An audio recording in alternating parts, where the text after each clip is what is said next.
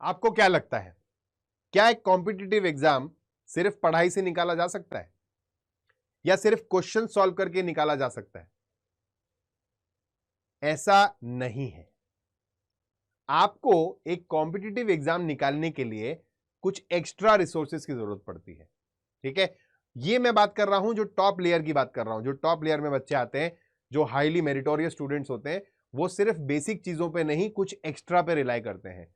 और वो एक्स्ट्रा का एक एग्जांपल है कि जैसे कि आप क्या कर सकते हो, पिछले कुछ एग्जाम्स का एनालिसिस करके आप ये पता कर सकते हो कि पैटर्न क्या है, इन डेप्थ उसकी स्टडी कर सकते हो, क्वेश्चंस किस टाइप के आते हैं, लेवल क्या आता है और किस टॉपिक पे से ज्यादा क्वेश्चन आते हैं।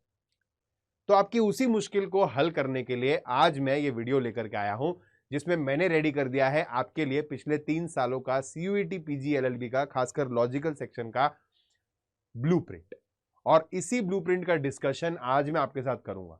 साथ साथ ब्लूप्रिंट देखने से आपको क्या क्या टेकअवेज के बारे में ध्यान रखना है, वो भी मैं इसी वीडियो के एंड में बताऊंगा। तो वीडियो के एंड तक बने रहें, ब्लूप्रिंट को स्टडी करते हैं और फिर मैं आपको बताऊंगा क्या क्या पॉइंट्स आप इससे सीखोगे जो आप अपनी तैयारी में लगा करके अपनी तैयारी को और चमका सकते हो और रिफाइन कर सकते हो। So let's start this interesting session. तो ये आपके सामने आ गया है ब्लूप्रिंट, एक डिटेल्ड एनालिसिस, एक blueprint analysis in the last 3 years CUET PG LLB logical reasoning section. ठीक है, तो ये मैंने आपके सामने कुछ टॉपिक्स लिखे हैं, number series, ranking, sitting arrangement, distance direction, figure series, classification and so on. ऐसा नहीं है कि यही सिलेबस है, सिलेबस में और काफी टॉपिक्स हैं, बट पिछले 3 सालों का ट्रेंड देख करके ये समझ में आ रहा है कि जो मेजर क्वेश्चंस हैं वो सारे इसी के अंदर लिमिटेड है। अभी इसके अलावा और कोई क्वेश्चन पूछा नहीं गया है, राइट? अब अगर आप देखोगे पैटर्न क्या है 2021 में, अगर मैं नंबर सीरीज की बात कर लूं, यहीं से शुरुआत करें अगर, तो नंबर सीरीज में 2021 में 3 क्वेश्चन आए थे, 2022 में भी 1 क्वेश्चन आया, 2023 में भी 2 क्वेश्चन तो आए ही हैं।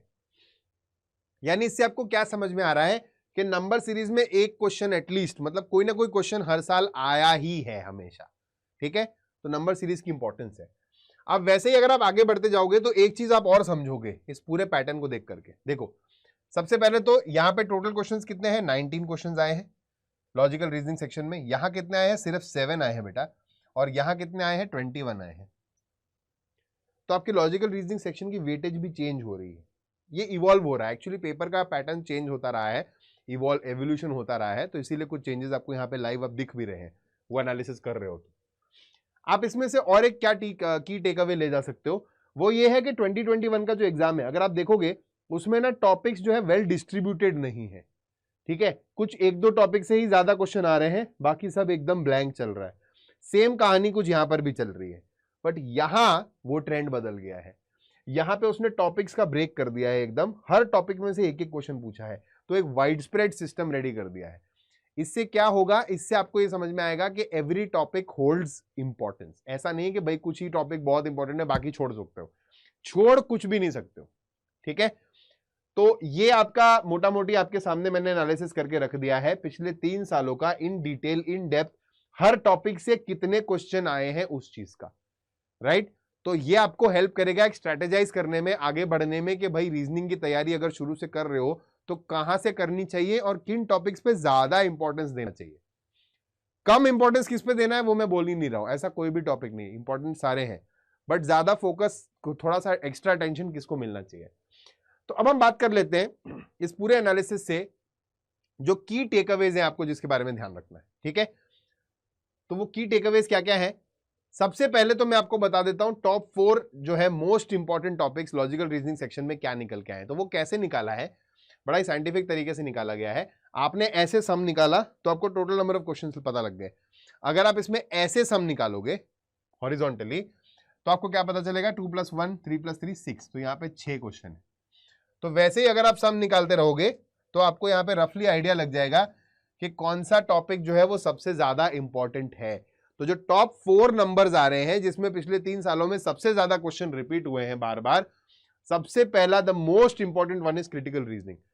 क्रिटिकल रीजनिंग में 2021 के अंदर अकेले आर्ग्यूमेंट्स वाला जो स्टेटमेंट असर्शन रीजन वाला जो टॉपिक था उसमें से 7 क्वेश्चन पूछे गए, अकेले उसी में से। उसके अलावा भी कुछ अलग से क्वेश्चन आए हैं, 2022 में भी कुछ क्वेश्चन आए हैं, और 2023 वाले में स्टेटमेंट आर्ग्यूमेंट और स्टेटमेंट कंक्लूजन दोनों में से दो दो क्वेश्चन आए। यानी कहने का मतलब critical reasoning is holding a lot of importance every year. तो ये टॉप मोस्ट सब्जेक्ट है, ये टॉप मोस्ट चैप्टर है, इस टॉपिक को छोड़ना नहीं है, लाइटली नहीं लेना है, इस पे एक्स्ट्रा फोकस लगेगा और लगाना पड़ेगा। दूसरे नंबर पे नंबर सीरीज है, जो मैंने सबसे पहले शुरू करते हुए भी आपको बताया था और मैं अपने सेशंस में भी बताता हूं कि नंबर सीरीज होल्ड्स इंपॉर्टेंस। इसका 2 क्वेश्चन एवरेज तो आप हर पेपर में समझ के ही चलो, and that is valid across all competitive examination. ठीक है, नेक्स्ट है कोडिंग डिकोडिंग, काफी इंपॉर्टेंट रहा है ये भी। चाइनीज कोडिंग पे 2 सवाल आए थे रिसेंट वाले एग्जाम में। और लास्ट है सीटिंग अरेंजमेंट। तो ये 4 मोस्ट इंपॉर्टेंट टॉपिक्स रहे हैं पिछले 3 साल के एनालिसिस से, जो आप समझ सकते हो। बट जैसा मैंने पहले भी बताया, इसका मतलब ये कहीं भी नहीं है कि आपको सिर्फ इन्हीं की तैयारी करनी है। ठीक है, इन पे थोड़ा ज्यादा स्पेशल अटेंशन देना है, बाकियों पे भी फोकस रहेगा। क्योंकि वो जो दूसरा की टेक अवे था वो ये था कि there is no fixed pattern. ऐसा नहीं कि भाई यही 6 टॉपिक में से हर साल में क्वेश्चन पूछूंगा ना, हर टॉपिक में से कहीं कहीं इस साल पूछा है, अगले साल नहीं पूछा है, फिर अगले साल फिर से पूछ लिया है, कहीं रैंडमली 3 टॉपिक में से पहली बार क्वेश्चन पूछ लिया है। तो कोई एक पैटर्न आपका आप एकदम डिफाइन नहीं कर पाओगे। इससे क्या समझ में आता है बेटा, एवरी टॉपिक इज इंपॉर्टेंट। तो आपका जो सिलेबस है काफी वास्ट सिलेबस होता है, उसमें हर टॉपिक इंपॉर्टेंट है। कहां तक ले जाना है उसको, कहां तक उसकी डेप्थ में घुसना है आपको, वो आपको लेवल एनालिसिस करके पता चलेगा। ठीक है, लेकिन आपको टॉपिक कोई भी छोड़ना नहीं है, लीव नो स्टोन अनटर्न। तो वो मैं तैयारी ऑलरेडी मेरे सेशंस में करवा रहा हूं, आप आकर के उन सेशंस में लाइव जुड़ा कीजिए, प्रैक्टिस कीजिए मेरे साथ, right, and you will get there in no time. और थर्ड पॉइंट क्या है सबसे इंपॉर्टेंट, कि आपको लेवल ऑफ क्वेश्चंस जांचने हैं।